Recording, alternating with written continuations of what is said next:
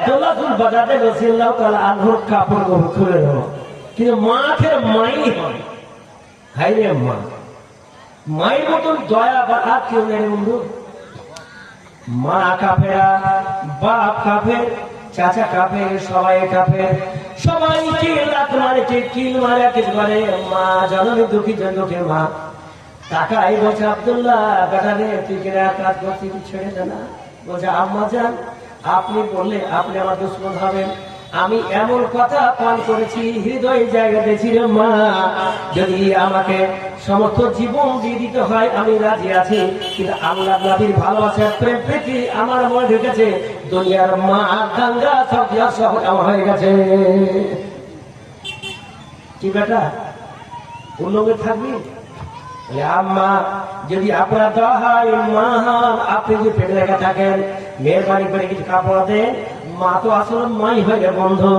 মা ভয় করছে যে আমি কাপড় দিতে যাই এখন আমার আব্দুল্লাহকে যা মেরেছে তাতে আমার বেশি মারি মার করে ক্ষমতার পারবো না। তার মা বলছে বেটা তুই চোখের ইশারা বলছে একটু উঠে চলে যান দিয়ে দিব।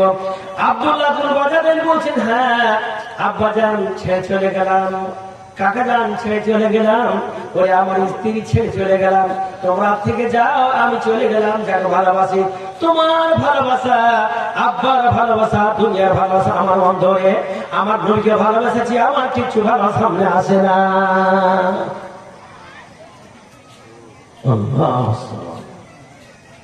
যাচ্ছেন তখন তার মা গোপন ঘরে একটা চাদর ছিল, চাদরটা দিয়ে দিয়েছে।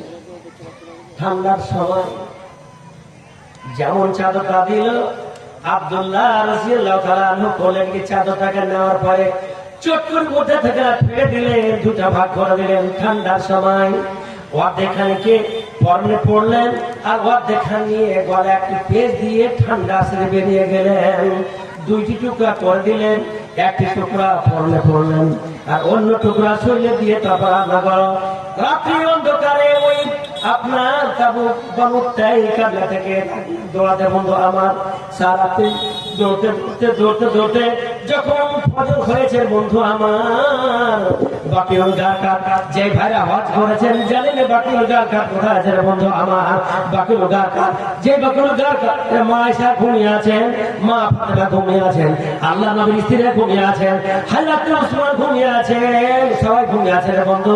ওই বাকিউল গারকাতের পাশে এসে দাঁড়াচ্ছেন আর আযান শুনছেন হযরত বেলালের হাইয়া আলাস সালাহ হাইয়া আলাস সালাহ।